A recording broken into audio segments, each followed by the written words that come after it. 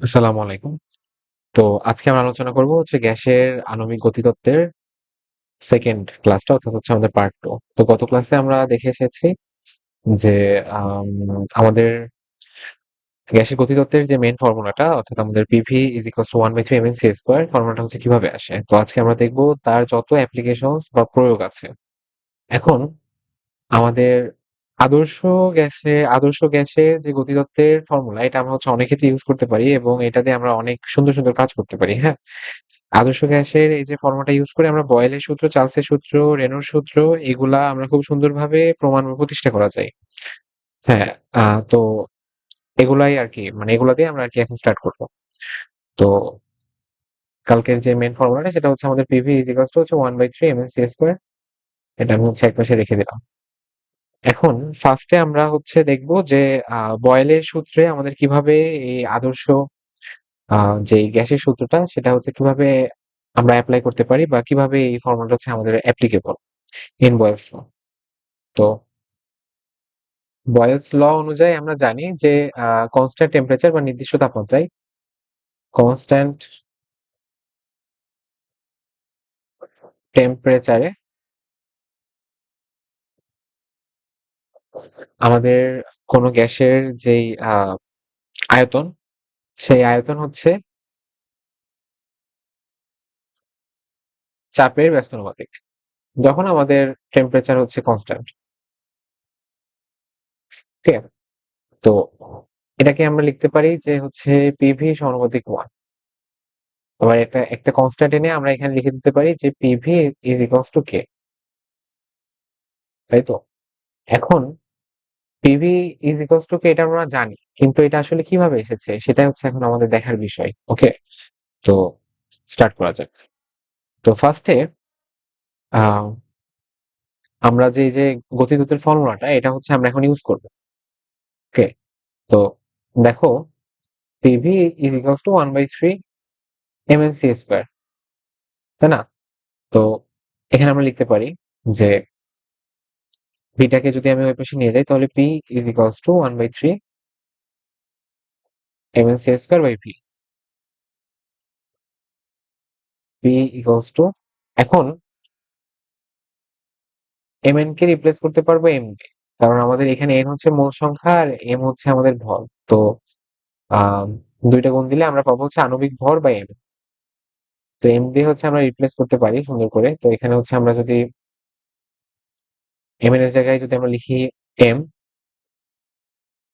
c²/v।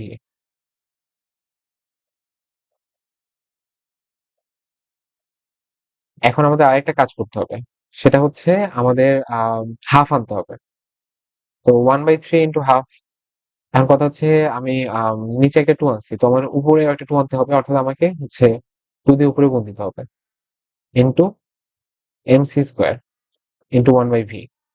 এখন এখানে আগানোর আগে আমি আরেকটা জিনিস বলে আসতে চাই।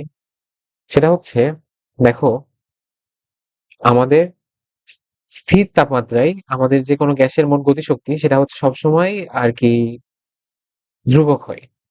ওকে? মানে টেম্পারেচার আবারও বলতেছি যদি কনস্ট্যান্ট থাকে আমাদের টোটাল যে গতিশক্তি অর্থাৎ আমাদের যে সেটা হচ্ছে আমাদের হাফ mc² বা আমাদের হাফ mc² সেটা হচ্ছে আমাদের সবসময় কনস্ট্যান্ট থাকবে যদি আমাদের টেম্পারেচার চেঞ্জ না হয়। তো দেখো এখানে আমাদের লাগবে হচ্ছে হাফ mc²। তো আমরা হাফ mc² কিন্তু আনতে পেরেছি। তো এটাকে হচ্ছে আমরা রিপ্লেস করতে পারি p দিয়ে। p ইজ ইকুয়ালস টু হচ্ছে 2/3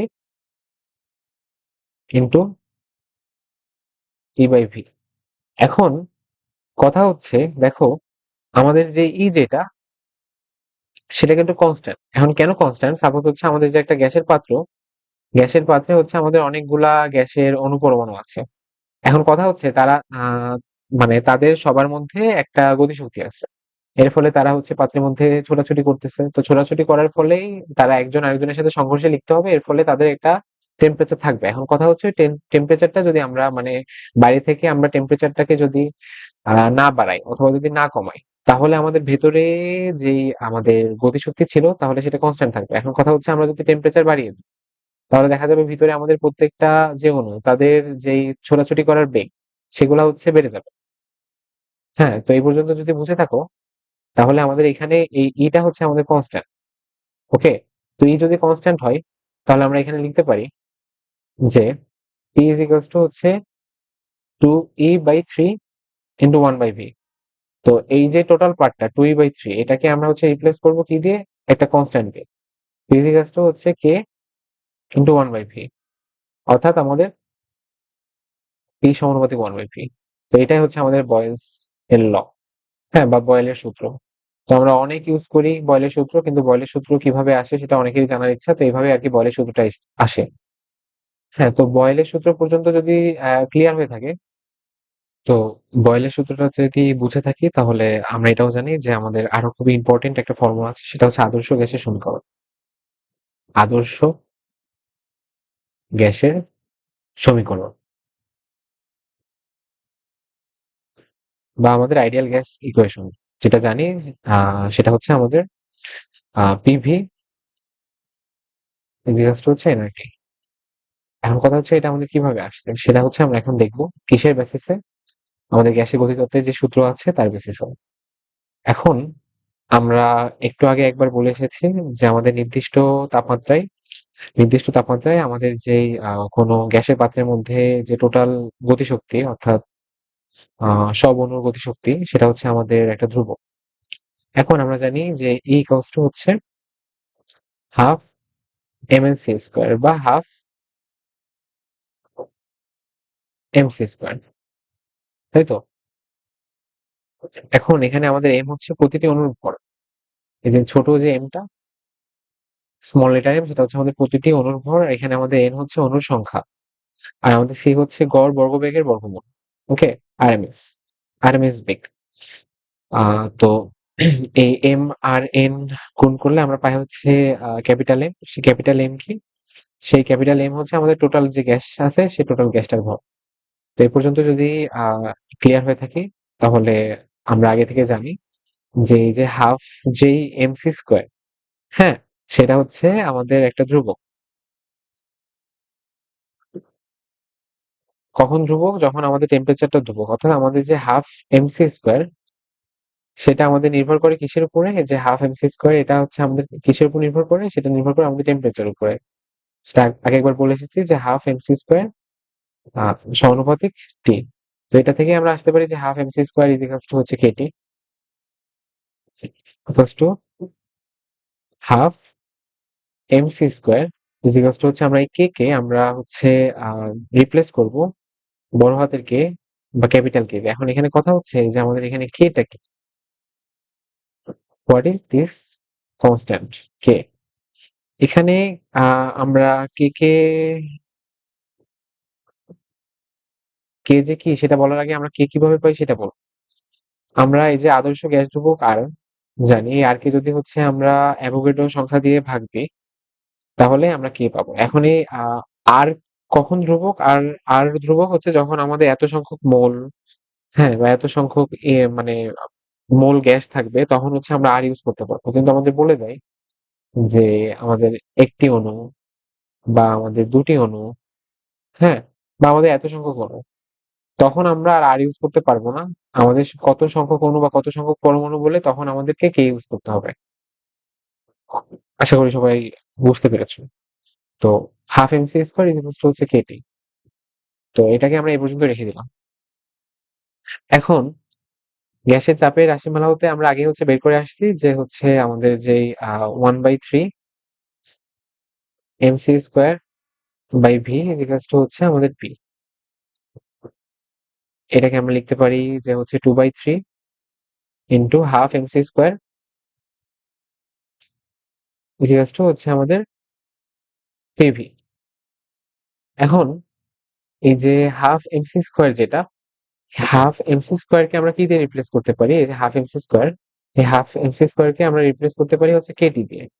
তো এই কেটি হচ্ছে আমরা হাফ এমসি স্কোয়ারের এখানে লিখে দিই, অর্থাৎ আমাদের 2/3 ইন্টু কেটি। ইজিকালস টু হচ্ছে পিভি। ওকে, তো এরপরে যেটা বলতে পারি যে আমাদের পিভি ইজিকালস টু হচ্ছে 2/3 কেটি। এখন এখানে কথা হচ্ছে কেউ একটা ধ্রুবক আবার 2/3 একটা হচ্ছে সংখ্যা। হ্যাঁ, যা হচ্ছে মানে পরিবর্তনশীল না, অর্থাৎ 2/3 একটা ধ্রুবক। অর্থাৎ আমরা হচ্ছে ফাইনালি বলতে পারি যে আমাদের পিভি ইজিকালস টু হচ্ছে এই যে 2/3 কে, এটাকে হচ্ছে আমরা একবারে রিপ্লেস করবো আরটি দিয়ে। ঠিক আছে, এখানে আর হচ্ছে আমাদের আদর্শ গ্যাস ধ্রুবক, আদর্শ গ্যাস ধ্রুবক।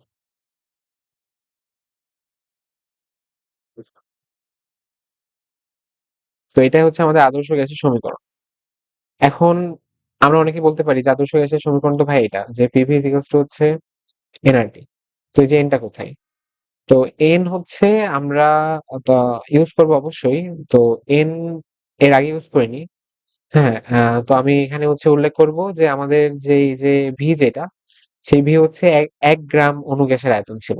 হ্যাঁ, আমাদের যে ভিটা ছিল সেটা হচ্ছে আমাদের 1 গ্রাম অণু গ্যাসের আয়তন ছিল। এখন যদি আমরা এন গ্রাম অণু গ্যাস যদি আমরা হচ্ছে বিবেচনা করি, তাহলে আমরা লিখতে পারি যে পিভি ইকুয়ালস টু হচ্ছে এনআরটি। তো এন এর ভ্যালু আমরা 1 ধরে কাজ করেছি বলে হচ্ছে আমাদের পিভি ইকুয়ালস টু হচ্ছে আরটি এসেছে আরকি। এটা হচ্ছে আমাদের গ্যাসের গতিতত্ত্ব। তো গ্যাসের গতিতত্ত্ব দিয়ে আমরা হচ্ছে কি প্রমাণ করলাম? আমরা হচ্ছে উম বয়েলস এর সূত্র প্রমাণ করলাম। তারপর আমাদের আদর্শ গ্যাসের যে সূত্র সেটা প্রমাণ করলাম। ওকে? তো এটা হচ্ছে এরকম আরো অনেক কাজে ইউজ করা যায়। আ এখন আমরা আরেকটা জিনিস দেখব, সেটা হচ্ছে আমাদের যে গতিসূত্র সেটা প্রয়োগ করে আমাদের যেই পারস্পরিক সম্পর্ক প্রত্যেকটা সূত্রে সেটা দেখব। এখন আমরা ডিরেক্টলি ইউজ করতে পারি যে চাপ ও আয়তনের সাথে ঘনত্বের সম্পর্ক। তো চাপ এবং আয়তনের সাথে ঘনত্বের সম্পর্ক এটা হচ্ছে আমরা কিভাবে দেখাবো? সেটা দেখো, আমরা আগে দেখে এসেছি যে পিভি ইকুয়ালস টু হচ্ছে 1/3 mc স্কয়ার বা হচ্ছে 1/3 mc স্কয়ার। তো এখানে পি ইকুয়ালস টু হচ্ছে 1/3 m/v c square equals to হচ্ছে, সরি,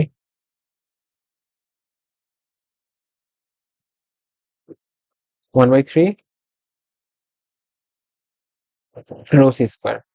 এখন এখানে কথা হচ্ছে এখানে যে রো যেটা সেটা হচ্ছে আমাদের ঘনত্ব, এটা ইকুয়ালস টু হচ্ছে আমাদের ভর বাই আয়তন।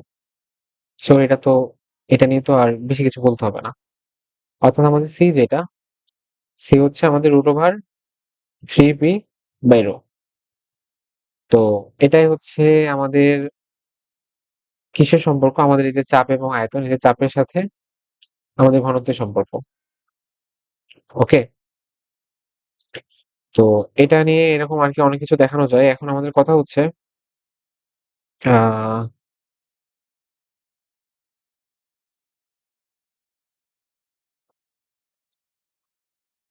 বোল্টজম্যান ধ্রুবক, বোল্টজম্যান কনস্ট্যান্ট। বোল্টজম্যান কনস্ট্যান্ট বা কে, এটা আসলে কি? একটু আমি একটু আগে আমি একবার বলে এসেছি যে বোল্টজম্যান কনস্ট্যান্ট হচ্ছে আসলে আহামরি কিছু না। এটা হচ্ছে জাস্ট আমাদের একটা গ্যাসের অণুর ক্ষেত্রে হচ্ছে ক্রিয়াশীল। যেমন আমরা যখন আর ইউজ করি, আদর্শ গ্যাস ধ্রুবক, সে আরটা ইউজ করার সময় হচ্ছে আমরা কত মোল নিয়ে মানে আমরা হচ্ছে মোল নিয়ে কাজ করে থাকি। বাট আমরা যখন একটা নাম্বার নিয়ে কাজ করব, অর্থাৎ সাপোজ যেকোনো নাম্বার হতে পারে, তখন আমরা আর কে আমরা অ্যাভোগাড্রো সংখ্যা দিয়ে ভাগ দিয়ে যে হচ্ছে কনস্ট্যান্টটা পাবো সেটা হচ্ছে আমাদের বোল্টজম্যান কনস্ট্যান্ট। তো আমরা আর এর ভ্যালু জানি যে অলরেডি যে আর এর ভ্যালু যেটা, সেটাকে আমরা হচ্ছে এন এ, অর্থাৎ আমাদের অ্যাভোগাড্রো নাম্বার 6.023 ইন্টু 10^23, এটাতে ভাগ দিলে যেটা পাবো সেটা হচ্ছে আমাদের বোল্টজম্যান কনস্ট্যান্ট। তো আশা করি এই পর্যন্ত ক্লিয়ার। এরপরে আর হচ্ছে আরেকটা কথা, সেটা হচ্ছে আমাদের একটু আগে আমি একবার হয়তো বলে আসছি যে বর্গমূল গড় বর্গবেগ। হ্যাঁ, বর্গমূল বা বর্গবেগ, বর্গমূল গড় বর্গবেগ বা আরএমএস, রুট মিন স্কয়ার যে ভেলোসিটি, সেটার সাথে আমাদের তাপমাত্রা বা টেম্পারেচার, আরো বিভিন্ন অন্যান্য যে নিয়ামক, তাদের সাথে কি সম্পর্ক বা তাদের সাথে সম্পর্কটা আসলে কি? ওকে, তো আমরা জানি অলরেডি যে পিভি ইজ ইকুয়ালস টু হচ্ছে 1/3 এমসি স্কয়ার। তো এখান থেকে আমরা লিখতে পারি যে C square is equals to হচ্ছে 3, আচ্ছা, 1/3 M C square is equals to হচ্ছে আরটি। এটা আমরা হচ্ছে আগে মানে দেখায় আসছে। তো C square is equals to আমরা এখানে লিখতে পারি যে 3r by M into T. Okay, তো এখান থেকে আমরা সি পাবো হচ্ছে root over 3RT by M. এখন আমরা এটাও জানি যে পিভি ইজ ইকুয়ালস টু হচ্ছে আরটি। তো আমরা এটাও লিখতে পারি যে 3 পিভি বাই এম। ওকে, তো দেখো এটা কিন্তু খুবই আমাদের ইম্পর্টেন্ট একটা ফর্মুলা। তো এ পর্যন্ত যদি আমরা ক্লিয়ার হয়ে থাকি, তাহলে সামনে হচ্ছে আমরা এবার কিছু ম্যাথ দেখব।